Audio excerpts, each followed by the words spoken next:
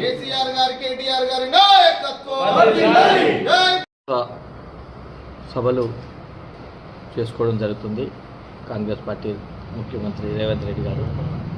దాని సందర్భంగా ఇక్కడున్న నాయకులు అసలు గత 9.5 సంవత్సరాల్లో అధికారం ఉండి సుతా ప్రతిపక్షాలు ప్రెస్ మీట్ పెట్టినా కానీ అభివృద్ధి లక్ష్యంగా చేసుకుంటూ పోయిన కేటీఆర్ గారు ఈరోజు అభివృద్ధిని పక్కకు పెట్టి పాతదాన్ని మేం చేసినాం చెప్పుకుంటూ మేము ఒకటి చేస్తున్నామని చెప్పుకుంటూ ఒక మంత్రము మొత్తం చేసినామంటారు, మొత్తం 2 లక్షల రుణాలు మాఫీ చేసినామని అంటారు. ఒక మంత్రమో అసలు సగం చేసి ఇంకో సగం చేస్తామంటారు. ఒక ముఖ్యమంత్రి మొత్తం అయిపోయినాయి అంటారు. ఇంకా వాళ్ళకి లెక్కలు తెలియకుండా ఇవాళ ప్రజాపాలన జరుగుతుంది. ఈరోజు ఆ 6 గ్యారెంటీలు 420 హామీలు ప్రజలకు విరక్తి చెందింది. మీరు ఏ విజయోత్సవ సభ పెట్టినా అధికారం ఉందని ఒక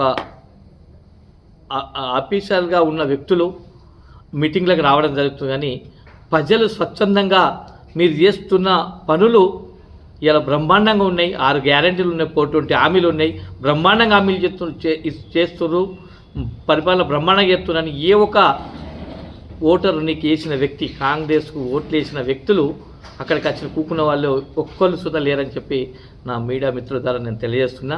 ఇక అంతేకాకుండా ఈ మధ్యన ఇక ప్రెస్ మీట్లు అంటే గంటల మాట్లాడితే నాకే ఇంటుంటే నాకు బాధ అనిపిస్తుంది. అసలు మాట్లాడే ఇవాళ రోజున డబుల్ బెడ్రూమ్లు మేము 3,500 ఇస్తున్నాము అని చెప్పి అంటారు. 3,500 ఇస్తున్నాం. ఇవాళ 10 ఏళ్ళు పాలనలో ఏ ఒక్క డబుల్ బెడ్రూమ్ ఇవ్వలేదు. మేము చూడు ఇస్తున్నాం, ఒక ఏడాది లోపలనే ఇస్తున్నాం చూడు అని అన్నాం. అసలు ఏడాది పాలన పూర్తయిన సందర్భంగా ఏ ఒక కొబ్బరికాయ కొట్టింది దొరకలే, ఏ ఒక ప్రొసీడింగ్ ఇచ్చింది దొరకలే. 3,500 డబుల్ బెడ్రూమ్లు మేము శాంక్షన్ చేసినాము, మీ పాలనలో ఒకటి ఇవ్వలేదు అని మాట్లాడతారు. అసలు అవగాహన ఉండి మాట్లాడుతుండ్రా లేక మాట్లాడుతుండ్రా నాకు అసలు ఈ కాంగ్రెస్ నాయకులుగా అసలు ఇట్లా 10 సార్లు చెప్తుంటే నేను ఇంకా వేరే మాట్లాడే పరిస్థితి ఏర్పడుతుంది. దయచేసి తెలిస్తే తెలిసినట్టు మాట్లాడండి, లేకపోతే నాకు తెలియదు డబుల్ బెడ్రూమ్ గురించి ఊకోండి. ఆ డబుల్ బెడ్రూమ్ల వివరాలు పూర్తిగా మీకు తెలియకపోతే ఒక మున్సిపాలిటీకి పోతే అక్కడ చైర్పర్సన్ గారు కానీ నివేదిక ఇవ్వమంటే అక్కడ కమిషనర్ గారు కానీ ఇస్తారు. ఇంకా మొత్తం టోటల్ కాన్స్టిట్యున్సీ లెవెల్లో కావాలనుకుంటే కలెక్టర్ ఆఫీసులు ఉన్నాయి.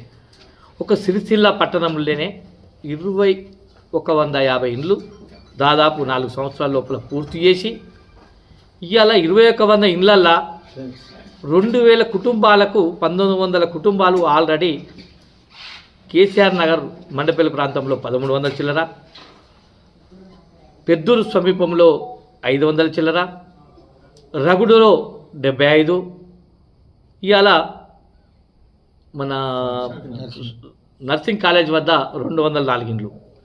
ఇవి అన్నీ రాదీసి ఇవ్వడం జరిగింది. 2,150కి 2,000 దాకా దాదాపు కుటుంబాలకు మనం ఇవ్వడం జరిగింది. ఇంకా 800 మంది ఉంటే ఆ 800 మందికి సుధా పట్టాలు మండపల్లి మన బదనపల్లి రోడ్ నుంచి మండపల్లి కొంచెం పట్టాలు సుధా మార్కింగ్ చేసి పొజిటింగ్ సుధా ఇవ్వడం జరిగింది. ఇక ఇద్దామన్నా కానీ ఎవరు లేరు. కానీ మీరు ఏం చేస్తుందంటే ఆ 800 పొజిటింగ్లు క్యాన్సిల్ చేసినారు. ఇవాళ శాంతినగర్లో 100 ఇండ్లు కేటాయించడం 100 ఎస్సీలకు ఉన్నాయి. ఆ ఎస్సీలకు కేటాయించినవి కాకుండా 100 ఎగస్ట్రా ఉన్నాయని చెప్పి రాదీసి వాళ్ళకి నంబర్లు తీస్తే సుతా అధికారం ఉందని ఈరోజు వాళ్ళు పెయినోళ్లను పోలీసులతోటి లాఠీ చార్జీ చేసుకుంటా తరిమి కొడుతుండ్రు. అది ఏంటిది? మళ్ళీ కేసీఆర్ గట్టిని మేము ఇస్తామని చెప్పి చెప్పుకున్నదందుకు అయ్యింది అని నాకు ఇప్పటికీ అర్థమవుతలేదు. వాస్తవానికి ఒక విలేకరుల సమక్షంలో, కౌన్సిలర్ సమక్షంలో, మీడియా ద్వారా ఇలా డ్రా తీసిన వ్యక్తి డ్రాలు 104 తీయడం జరిగింది. ఇమీడియట్లీ వాళ్ళకు 104 వాళ్ళకు ఖచ్చితంగా శాంతినాథ్ ఇచ్చి ఇంకా డ్రా తీసి ఎలిజిబుల్ అయిన వాళ్ళు 800 మంది ఉన్నారు. అక్కడ మండపల్లి బదనపల్లి సమీపంలో రైట్ సైడ్ అసైన్ ల్యాండ్ ఉంది. దాన్ని మార్కింగ్ చేస్తుదా అప్పుడు మన మున్సిపల్ కమిషనర్ గారు చెప్పడం జరిగింది. ఖచ్చితంగా ఆ ప్లాట్లు సుధా దానికి కేటాయించడం జరిగింది. ఇమ్మీడియట్లీ మీరు ఇందిరమ్మ పేరు పెట్టుకుంటారా, కేసీఆర్ పేరు పెట్టుకుంటారా అని నచ్చితే, ఎందుకంటే కేసీఆర్ హయాంలో అయినాయి కానీ మీకు నచ్చదు, ఎందుకంటే నచ్చదు కాబట్టి మీరు మార్పిడి కావాలనుకుంటున్నారు కాబట్టి ఇందిరమ్మ ఇండ్లని పెట్టినా పర్వాలేదు, మనిషికి గుంట జాగిచ్చి మనిషికి 5 లక్షలు ఇమీడియట్ 800 మంది డ్రా తీసి ఎలిజిబుల్ అయిన వాళ్ళు ఉన్నారు, ఇవ్వండి. మళ్ళొకసారి డబుల్ బెడ్రూమ్లు ఎవరికి ఇవ్వలేదనే పదం వాడద్దని చెప్పి ఈ సందర్భంగా మీడియా మిత్రుల ద్వారా మీకు హెచ్చరిస్తున్నాను. నమస్కారం. ఇక్కడ 2 అంశాలు. తెలంగాణ రాష్ట్రంలో ఎన్నికలు మూసి కాంగ్రెస్ పాలన ప్రారంభమై ఏడాది అవుతుంది. ఇక్కడ ఏడాది దినం చేసుకుంటూ విజయోత్సవాలు చేసుకుంటా ఉన్నారు. ప్రతిపక్షాలను, ప్రజల పక్షాన మాట్లాడే వాళ్ళను గొంతు నొక్కి పోలీస్ స్టేషన్లలో నిర్బంధించి జైళ్ళల్లో పెట్టి వారి అరాచకాన్ని చాటుకుంటూ ఉన్నారు, వారి దౌర్జన్యాన్ని ప్రదర్శిస్తూ ఉన్నారు. ఇవాళ మా హుజురాబాద్ ఎమ్మెల్యే పాడి కౌశిక్ రెడ్డి తన ఫోన్ ట్యాప్ అవుతుంది, తనకు సంబంధించిన సమాచారం లీక్ అవుతుంది, ఫోన్లో సిగ్నల్స్ వస్తున్నాయి అని చెప్పేసి తన ఇంటి దగ్గర గల సమీపంలోని పోలీస్ స్టేషన్కి వెళ్ళి ఫిర్యాదు చేస్తే తన ఫిర్యాదును పట్టించుకోకపోగా ఇన్స్పెక్టర్ దుర్భాషగా మాట్లాడి దురుసుగా వ్యవహరించడం వలన ఎందుకు పోలీస్ స్టేషన్లో కేసు నమోదు చేయడం లేదు, నా ఫోన్ ట్యాపింగ్ వ్యవహారం కానీ అడిగితే నిలదీస్తే ఆయనను నిర్బంధించి ఇలా ఇంటికి వెళ్ళి ఒక శాసనసభ్యుడని చూడకుండా కూడా అమానవీయంగా ప్రవర్తించి ఇలా అరెస్టుకు ప్రయత్నిస్తే దాన్ని అడగడానికి వెళ్ళిన తోటి శాసనసభ్యునికి ఇబ్బంది చేస్తూ ఉన్నారు ఇలా పోలీసులు. ఇదేం పద్ధతి అని అడగడానికి పోయిన తెలంగాణ మాజీ మంత్రివర్యులు, రాష్ట్ర సాధకులు, ఉద్యమకారుడు పెద్దలు హరీష్ రావు గారిని నెట్టివేస్తూ బలవంతంగా దౌర్జన్యంగా కారెక్కించుకొని పోయి అరెస్ట్ చేసి వేరే పోలీస్ స్టేషన్లో పెట్టడం, అట్లాగే మాజీ మంత్రివర్యులు, పోరాట యోధుడు జగదీష్ రెడ్డి గారిని అరెస్ట్ చేయడం, అనుచితంగా ప్రవర్తించడం. మరి ఇంత నీచాన్ని కొడుకుడుతూ ఉన్నాడు రేవంత్ రెడ్డి. నీ కోపం ఎవల మీద, నీ దౌర్జన్యం ఎవల మీద, నీ దాష్టికం ఎవల మీద? తెలంగాణ రాష్ట్రం సాధించి ఇలా తెలంగాణ నిన్న నువ్వు చెప్పినావు పెద్దపల్లి సభల, మేము ఉద్యోగాలు ఇస్తే, మీరు ఉద్యోగాలు ఇస్తే, కేసీఆర్ గారు ఉద్యోగాలు ఇస్తే ఇలా మాకు ఈ అవకాశం రాకపోతుండే, కేసీఆర్ గారు పలానా పని చేస్తే మాకు ఇలా ఈ అవకాశం రాకపోతుండే అని చెప్పేసి కేసీఆర్ గారిని అనేక సార్లు యాద్ చేసినావు. నిజంగానే కేసీఆర్ గారు తెలంగాణ రాష్ట్రం కోసం ఉద్యమించకపోతే, కేసీఆర్ గారు ఆమరణ నిరాహార దీక్షకు పూనుకోకపోతే, కేసీఆర్ గారు తెలంగాణ రాష్ట్రం సాధించకపోతే ఇలా సాధించిన రాష్ట్రానికి నువ్వు కాంగ్రెస్ పార్టీకి అధ్యక్షుడు అయ్యేది కాదు. ఇలా సాధించిన రాష్ట్రానికి ఇలా నువ్వు తెలంగాణ రాష్ట్రానికి ముఖ్యమంత్రి అయ్యేటోనివి కాదు. ఇలా నువ్వు పిసిసి అధ్యక్షుడివి అయినా, ఇలా తెలంగాణ రాష్ట్రానికి ముఖ్యమంత్రి అయినా అది కేసీఆర్ దయతోనే అయింది తప్ప నువ్వు చంద్రబాబు నాయుడు బూట్లు నాకితే కాలేదు, మన రామకృష్ణుని బూట్లు దుడిస్తే కాలేదు. ఇప్పటికి కూడా నువ్వు ఆంధ్ర పాలకులు, ఒక నాయకులు, ఆ పచ్చపార్టీ నాయకుల బూట్లు నాకుతూ వాళ్ళ మోచేతి నీళ్ళు తాగితే ఇలా నువ్వు ముఖ్యమంత్రి కాలేదు. ఇలా తెలంగాణ ప్రజలు నిన్ను ఎన్నుకున్నారు. ఇలా తెలంగాణ రాష్ట్రం వచ్చింది కాబట్టి ఇలా ఈ రాష్ట్రానికి నువ్వు ముఖ్యమంత్రిపై ఇంత దౌర్జన్యాన్ని, ఇంత దాష్టికాన్ని ప్రదర్శిస్తూ ఉన్నావు. తప్పకుండా తెలంగాణ ప్రజలు చైతన్యవంతులు. నిన్ను ఆనాడే పండెనక బండి కట్టి అని చెప్పేసి పాత్ర పెట్టిర్రు. బరాబరి నిన్ను కూడా తప్పకుండా భవిష్యత్తులో పాతరేసే రోజు వస్తుంది. ఖబర్దార్ రేవంత్ రెడ్డి, ఖబర్దార్ ముఖ్యమంత్రి. ఇలా హరీష్ రావు గారిని, ఇలా జగదీష్ రెడ్డి గారిని, అట్లాగే కౌశిక్ రెడ్డి గారిని, మొన్న పట్నం నరేందర్ రెడ్డి గారిని నిర్బంధించి జైల్లో పెట్టించినావు. తెలంగాణ రాష్ట్రంలో తెలంగాణ రాష్ట్ర సాధనకై ఉద్యమించిన పార్టీ భారత రాష్ట్ర సమితి పార్టీ.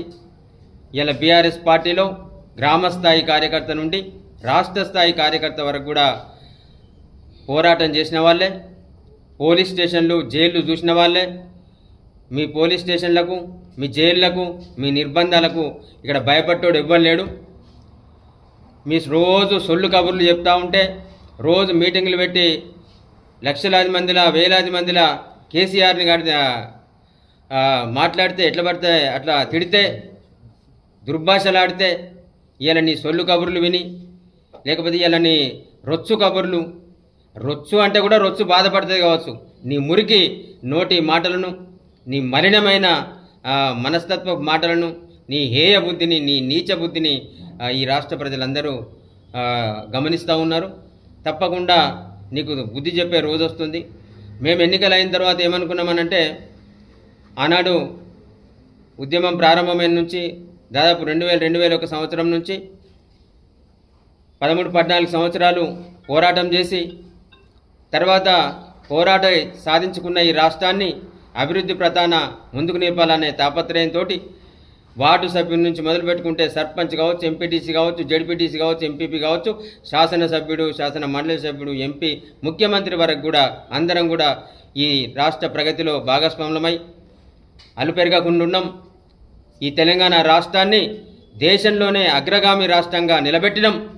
ఇంత మంచి రాష్ట్రంలో, ఇంత సౌభాగ్యవంతమైన రాష్ట్రంలో, ఇంత పచ్చని రాష్ట్రంలో చిచ్చుబెట్టే నీ అటువంటి ఈ ఆకుతేలు, నీ అటువంటి ఈ చీడ పురుగు వచ్చి ఇలా అధికారం చెలాయిస్తుంది. ఇలా ఈ ముఖ్యమంత్రి కుర్చీలో కూర్చొని ఈ రాష్ట్ర ప్రజల పాలిట ఒక రాక్షసుడిలా వ్యవహరిస్తామని అనుకోలే. అయినా సరే 5 సంవత్సరాలు మేము ఈ సుదీర్ఘంగా 23-24 సంవత్సరాలు ఉద్యమం తర్వాత ప్రజాభివృద్ధి, ప్రజా సంక్షేమం కోసం పాటుపడినాం. మేము ఆనందంగా కుటుంబం, స్నేహితులతో గడుపుతామనుకున్నాం. కానీ నువ్వు ఇచ్చిన 6 గ్యారంటీలు, కానీ నువ్వు ఇచ్చిన 420 హామీలు, నువ్వే 420. బ్యాగులు మోసినవానికి ప్రజల బాగోగులు తెలుస్తాయి. బ్యాగులు మోసినవానికి, చెప్పులు తుడిచినవానికి ఇప్పుడు కూడా మీరు ఫోటోలలో చూడండి. మీడియా మిత్రులందరికీ నేను చెప్తా ఉన్నా, ఇప్పటికి కూడా చంద్రబాబు నాయుడు బూట్లు తుడిచే ఫోటోలు ఉన్నాయి సోషల్ మీడియాలో. యనమల రామకృష్ణ బూట్లు కూడా దస్తి దొరకకపోతే ఆయన అంగే పెట్టి తుడుస్తూ ఉంటాడు. నీకు చదువు లేదు, సంస్కారం లేదు. కేటీఆర్ గారిని ఉద్దేశించి ఏది పడితే అది మాట్లాడతావు. మరి అడ్డందిడ్డంగా చదివి అడ్డదారిలో ముఖ్యమంత్రి అయినవనివి, అంతే తప్ప ఒక చదువుకున్న సంస్కారిగా లేకపోతే సంస్కరణవాదిగా ఈ రాష్ట్రం కోసం పనిచేసే శక్తి నీకు లేదు, పనిచేసే అర్హత కూడా నీకు లేదు. 5 సంవత్సరాల కోసం ప్రజలు ఎన్నుకున్నప్పటికీ ప్రతిరోజు కూడా ప్రజలే అంటున్నారు ఎప్పుడు ఎలక్షన్లు వస్తాయో, ఈ రేవంత్ రెడ్డి ఎప్పుడు దిగిపోతారని చెప్పేసి. నేనే కాదు, ఏ సంధిలో ఎవరిని పోయి అడిగినా కానీ రేవంత్ రెడ్డి అంటే ఏమంటుండ్రు అనేది అందరికీ తెలుసు. చీత్కారాలు తప్ప నీకు సత్కారాలు అనేది ఏ సాధారణ జనంలో కానీ లేకపోతే యువతలో కానీ ఇలా రైతన్నలలో కానీ లేదని చెప్పేసి చెప్తా ఉన్నాం. రెండవది, మన దేశం కన్న తల్లిని, జన్మనిచ్చిన భూమిని, అట్లాగే ఏదైతే మనం విశ్వాసాలుగా ఉంటామో ఒక మతం కావచ్చు, ఇలా దేవతామూర్తులను కావచ్చు, గొప్పగా కొలిసే సంస్కృతి మనది. కన్న తల్లిని కూడా గొప్పగా చూస్తాం. ఒక కన్న తల్లి ఫోటో కానీ లేకపోతే మన ఇంట్లో ఒక ఆడబిడ్డ ఫోటో కానీ పెట్టుకుంటే అందంగా అలంకరించబడి ఉన్న ఫోటో పెట్టుకుంటాం. ఇలా దేవతామూర్తుల ఫోటో పెట్టుకుంటే గుళ్ళో ఉదాహరణకు రాముల వారు, సీతమ్మ తల్లి, లక్ష్మణ్ ఫోటో పెట్టుకుంటాం. సీతారాముల ఫోటో విగ్రహం పెడతాం. ఎక్కడన్నా అడవికి సీతమైన ఫోటో ఉంటుందా? ఎక్కడన్నా ముతక వస్త్రాలు, నార వస్త్రాలు ధరించిన సీతమ్మ ఫోటో ఎక్కడన్నా ఏదన్నా గుళ్ళో ఉంటుందా? సీతమ్మ వారిని మంచిగా అంగరంగ వైభవంగా అలంకరించున్న ఫోటోకు ముక్తం మనం. అంటే అదే మన సంస్కృతి. ఆడబిడ్డను తల్లిగా, ఆడబిడ్డను దేవతగా చూస్తాం. ఇలా మన గ్రామ దేవతలను కూడా గొప్పగా కొలుచుకుంటాం. ఇలా గ్రామ దేవతలకు కిరీటాలు పెట్టుకుంటాం. ఇలా అట్లాగే మన తెలంగాణ తల్లికి కూడా కిరీటం పెట్టుకున్నాం. ఇలా భరతమాతకు ఇలా కిరీటం ఉన్నది. ఇలా పక్కకు నువ్వు ఏదైతే మోచేతి నీళ్ళు తాగుతావో, పక్క రాష్ట్రం బూటు నాకే ముఖ్యమంత్రి కింద నువ్వు పనిచేస్తావో, ఇలా ఆ రాష్ట్రం తెలుగు తల్లికి కూడా కిరీటం ఉన్నది. మరి ఇంతమంది కిరీటాలు ఉండగా తెలంగాణ రాష్ట్ర దైవం తెలంగాణ తల్లికి కిరీటం ఉంటే నీకు వచ్చిన కోపం ఏందో, నీకు వచ్చిన ఇదేందో అర్థమవుతాడండి. అట్లాగే తెలంగాణ తల్లి ఈ రూపంలో ఉండాలని అనేక మంది మేధావులు, అనేక మంది సాంస్కృతికవాదులు, అనేక మంది కవులు, కళాకారులు ఆ విగ్రహాన్ని రూపొందించి ఇలా తెలంగాణ తల్లిని మదిలో నిలుపుకొని కొలిచింది తెలంగాణ రాష్ట్రం. అట్లాంటి తెలంగాణ తల్లిని అగౌరవపరిచే విధంగా ఆమెకు ముతుక వస్త్రాలేసి ఆమె కిరీటం లేకుండా చేసి 3 రంగుల బట్టి నువ్వు 3 రంగుల పట్టినావు 3 లోకాలలో లేకుండా పోతావు కానీ అదే 3 రంగుల చీర కట్టి ఇలా ఒక కళావిహీనంగా ఉన్న విగ్రహాన్ని తెలంగాణ తల్లి రూపంలో ఇలా ప్రజలకు పరిచయం చేయించబోతా ఉన్నావు. తప్పకుండా తెలంగాణ రాష్ట్ర ప్రజలు కోరుకున్న తల్లి ఎట్లుండనో ఇలా ప్రజానికానికి అందరికీ తెలుసు. నువ్వు పెట్టబోయే విగ్రహం ఎట్లుంటుందో తెలంగాణ ప్రజలు చూస్తారు. బరాబరి నీ సంగతి నీ విగ్రహం సంగతి త్వరలోనే తేలుస్తారు. ఎందుకంటే ఇది ఉద్యమాల గడ్డ తెలంగాణ రాష్ట్రం. తప్పకుండా పెద్దల్లో నీకంటే పెద్ద నియంతలు నీకంటే 30 మార్కాన్లు 36 మార్కాన్లు కూడా ఈ కాలగర్భంలో కలిసిపోయినారు. బరాబరి నిన్ను కూడా కాలగర్భంలో కలిసి అదే విగ్రహం ప్లేస్లో నీది కూడా పెట్టే రోజు వస్తుంది. తస్మాత్ రేవంత్ రెడ్డి తస్మాత్ ముఖ్యమంత్రి అని చెప్తా ఉన్నాం.